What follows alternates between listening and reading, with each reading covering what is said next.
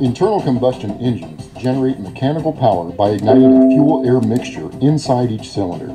At cruising speed, thousands of controlled explosions each minute produce a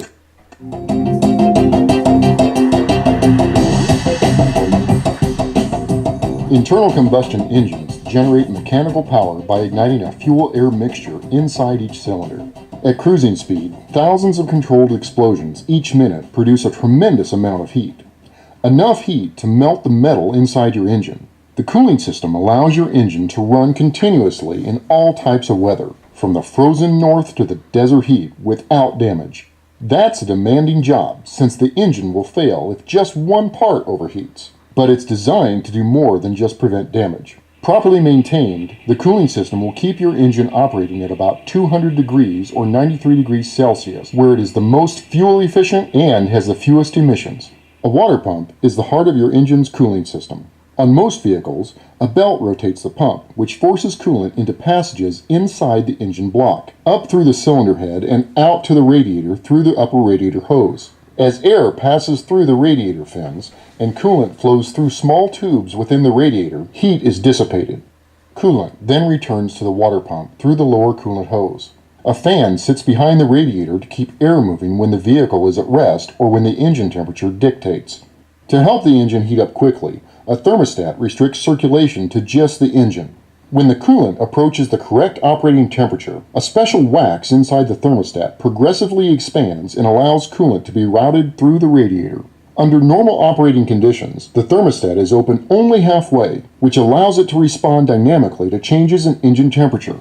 It's important to use a thermostat with a temperature rating matching that of the OE recommendation. A separate set of hoses sends coolant from the cylinder head to a heater core under the dashboard to heat the passenger compartment when needed.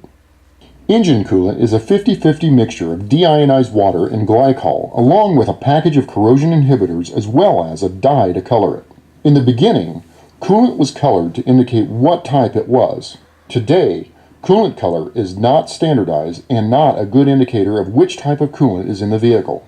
Glycol lowers the freezing point and raises the boiling point of the liquid, but not enough to protect the engine from damage. Coolant, for example, can reach 250 degrees near the cylinder head.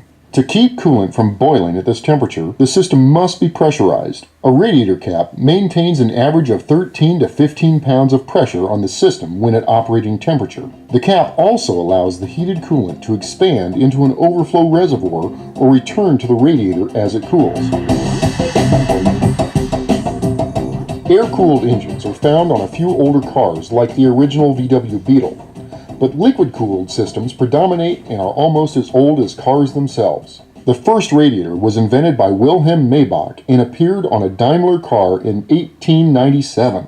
Over the years, liquid-cooled systems have largely replaced air-cooled engines because they enabled design changes that increased engine power and fuel efficiency and reduced emissions. Although the basic cooling system function remains the same, engine and platform design changes have added a new level of complexity, especially since the 1960s.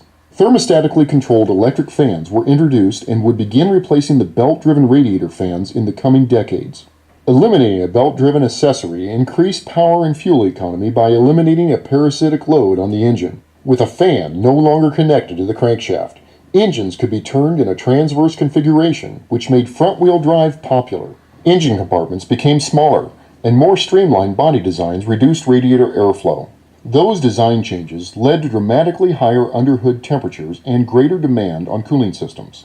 To improve fuel economy, aluminum engine blocks and cylinder heads were also introduced. Aluminum blocks weigh half as much as cast iron and dissipate heat much easier.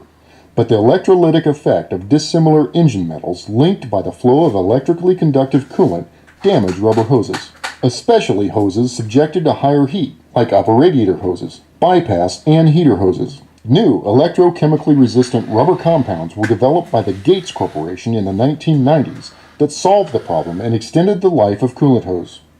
New coolant technologies with red, orange, yellow, or blue dyes were also introduced to protect aluminum parts and extend the life of the coolant. Organic acid technology and hybrid organic acid technology formulations claim an extended service life of 5 years or 150,000 miles. On the other hand, many cars and trucks on the road still use traditional green coolant. To complicate matters, there are two major corrosion inhibitors used by most coolants: silicates and phosphates. American-made cars traditionally use both. European models contain silicates along with other inhibitors, but no phosphates. Japanese models traditionally use phosphates and other inhibitors, but no silicates. For that reason, mixing coolant types is not recommended, but is almost inevitable, as cooling systems are routinely topped off when low or the system has been opened for repairs. When coolant is cross-contaminated, the inhibitor package no longer protects the metals in the cooling system, which may lead to rust, metal cavitation problems, and early water pump failure. To prevent cooling system contamination and water pump failure, and to reach the extended life advertised by new coolant technologies, new maintenance procedures and flushing techniques are required. Here's what you need to know.